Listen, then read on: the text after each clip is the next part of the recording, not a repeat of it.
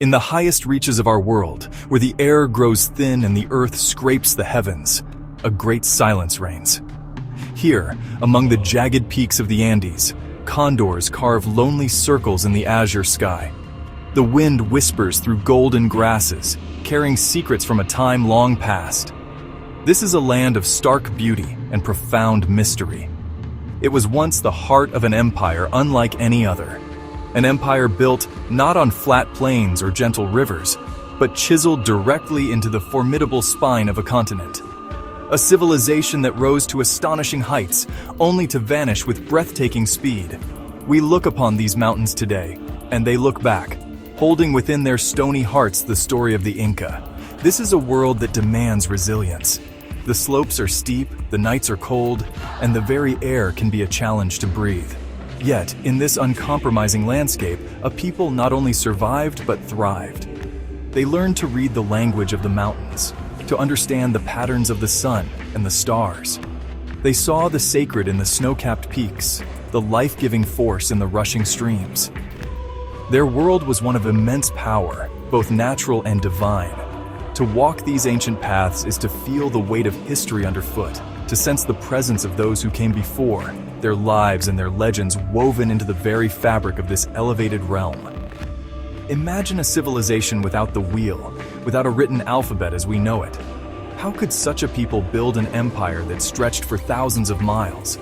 How could they administer vast territories and diverse populations? The answers lie not in what they lacked, but in what they possessed. An unparalleled understanding of their environment, an extraordinary capacity for organization, and a profound spiritual connection to the world around them.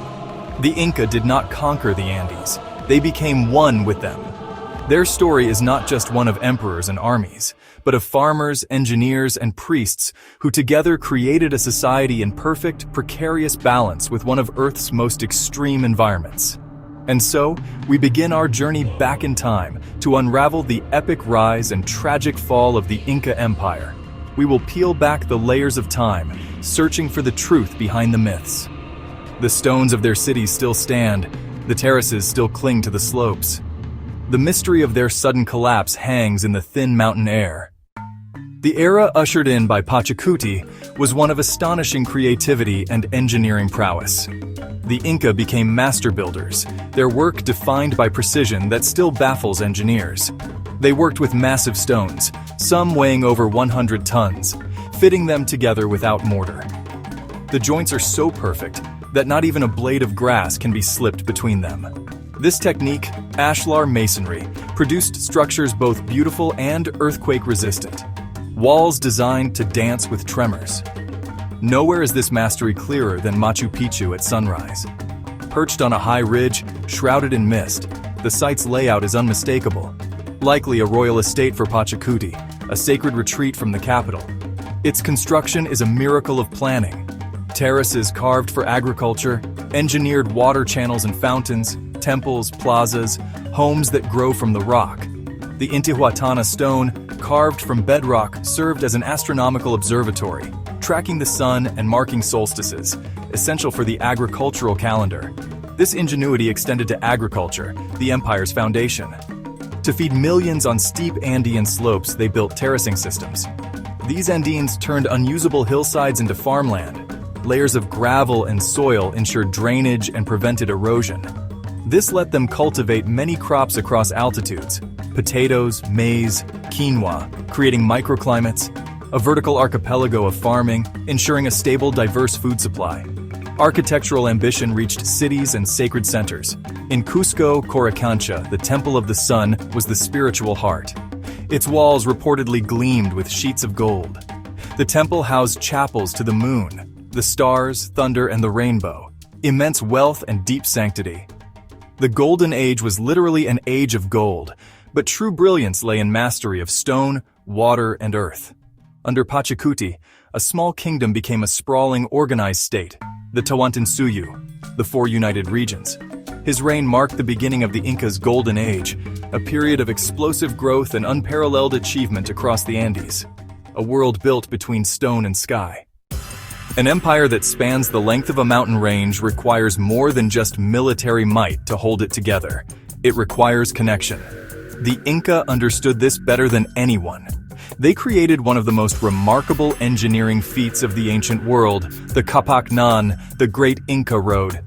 This was not a single road but an immense network, stretching over 25,000 miles, the backbone of the empire. It carried armies, administrators, goods, and information to every corner of the Tawantinsuyu. It connected the sweltering coastal deserts with the frigid Andean peaks, linking dozens of cultures and ecosystems under a unified administration. The road traversed some of the most difficult terrain on the planet, paths carved into sheer cliffs, causeways across marshes, stone paving through treacherous passes. They built remarkable suspension bridges of woven ichu grass, some spanning chasms over 100 feet wide, masterpieces of natural engineering. Strong enough for llamas and people, yet flexible in fierce winds, maintained and renewed through communal effort. Along the network, the Inca placed tambos at regular intervals, roughly a day's walk apart, administrative centers, storehouses, and inns for official travelers. Stocked from state-run kulkas with food, textiles, and military equipment, the arteries of provision and power. With no horses or wheels, information traveled on foot via chasqui, elite relay runners trained from youth, stationed every few miles. They carried messages recorded on quipus, complex knotted strings, passing them from runner to runner at top speed. So efficient was the system that a message could travel from Cusco to Quito, over 1,200 miles, in about a week, unmatched until the railroad. The Kapaknan ensured swift armies and life-saving aid to regions hit by drought or crop failure. The empire's promise made stone. It was the physical manifestation of an idea, unity across mountains. But the road did not only connect places, it connected worlds, the earthly and the divine. The spiritual world of the Inca was woven into every aspect of life, from farming to governance, from birth to death. At the center stood Inti, the sun god, from whom the Sapa Inca descended. Coricancha's golden walls reflected his divine radiance. Beyond Inti, Viracocha, creator, Illapa, thunder and rain, Mama Killa, the moon, along with the stars, planets, and constellations. Spiritual power, Huaca, resided in mountains, rivers, rocks, and shrines. The greatest Huacas were the Apis, mighty mountain guardians. Offerings ranged from coca leaves and corn beer to precious textiles and seashells, reciprocity to maintain cosmic balance. In the most important ceremonies, sacrifices might include animals. In rare and extreme cases, human sacrifice, kapakucha, performed with solemnity. Children, chosen for purity, dressed in fine textiles, given intoxicating drinks, taken to high mountain shrines, sometimes left to the cold. The fundamental unit of society was the ilu, extended families living and working together, communal land, communal life. In exchange for land and security, taxes were paid in labor, the mita, building roads and temples, and mining precious metals, women weaving fine textiles for state and sacred use. Life was predictable and ordered, dictated by nature and the state. Security for millions, less individual freedom as we might understand it. While most were farmers, every able-bodied man could be called to a formidable military. Disciplined, organized to expand and maintain control. Warriors bore wooden clubs with stone or bronze heads, spears, slings, and bolas. They wore padded cotton armor, carried shields, relying on overwhelming numbers and psychological warfare, loud instruments and fierce cries. Daily life turned on the agricultural cycle, planting and harvesting, marked by festivals at each stage. Staples were potatoes, maize, and quinoa. Llamas and alpacas provided wool, fuel from dung, and vital transport for goods.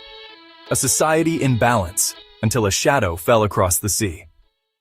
At the peak of its power, a shadow began to fall, an omen of catastrophe. Smallpox swept through the Andes, faster than any army. The Inca had no immunity. Villages were wiped out. Huayna Capac and his heir succumbed, plunging the empire into chaos. Huascar in Cusco and Atahualpa in Quito, 5 years of brother against brother. The empire bled. Then, from across the ocean, came strangers on horseback, with weapons that spat fire and thunder, fewer than 200, led by Francisco Pizarro. On November 16th, 1532, Atahualpa entered Cajamarca's plaza, adorned with gold, silver, and parrot feathers, his unarmed nobles in tow. The square seemed empty. Pizarro had laid a trap. A friar presented a Bible and demanded submission. Atahualpa examined it, then cast it to the ground. The ambush began. Cannons roared, arquebuses fired, cavalry charged, steel armor and swords cut through a defenseless crowd. Thousands died. Not a single Spaniard was lost. Pizarro seized Atahualpa, the living son of the sun, now a prisoner. Atahualpa offered a room of gold and 2 of silver. For months, treasure flowed. Temples stripped, artifacts melted. Fearing his power, the Spaniards staged a trial, idolatry, fratricide, sentenced him to death. In 1533, the last ruler of a free Inca empire was executed. The head severed, the body left to collapse. Resistance burned on. Manco Inca besieged Cusco with perhaps 100,000 warriors, the last great stand. Driven to the jungles of Vilcabamba, a neo-Inca state held out for nearly 4 decades, raids and remembrance in exile. In 1572, Vilcabamba fell. Tupac Amaru was captured and executed. The conquest reshaped the Andes. Population collapsed, Mita repurposed for mines like Potosi, temples torn down or built over, beliefs suppressed. The Spanish conquest transformed the Andean world, yet the legacy endures, echoes and fragments. It lives in the Quechua language, in terraced fields still farmed, and in suspension bridges woven each year in remote communities. Syncretic beliefs blending Catholic saints with mountain spirits. But so much has been lost. The meaning of the Quipus remains largely undeciphered. A library of silence. The Inca Empire was built on principles different from our own. Astonishing feats of engineering, social organization, and artistic expression, without many technologies we deem essential. They created a world in dialogue with the mountains, seeing the sacred in the earth beneath their feet. Their rise was meteoric. Their fall, a brutal collision of worlds. A stark reminder of fragility. Disease, division, and an unforeseen force unmade a universe of knowledge. An epistemological conquest that overwrote cosmology with new maps and doctrines. We are left with glimpses, conquerors' chronicles, and the mute testimony of archaeology. The greatest mysteries may never be solved. What epics, what poems, what records lie locked in the knots? What sacred sites and hidden cities still sleep beneath jungle canopies or shifting highland soils? The mountains hold their secrets close. They watched the Inca rise and fall, silent guardians of a lost world, their peaks like question marks against the sky. Archaeologists, historians, and the Inca's descendants continue the search. The whispers of the Andes have not fallen silent. They call to us, look deeper, listen closely to the echoes in the ruins, and marvel at a people who built an empire among the clouds. The world of the Inca may be gone, but its power to inspire wonder is eternal. Subscribe for more epic history documentaries. There are countless more secrets to uncover.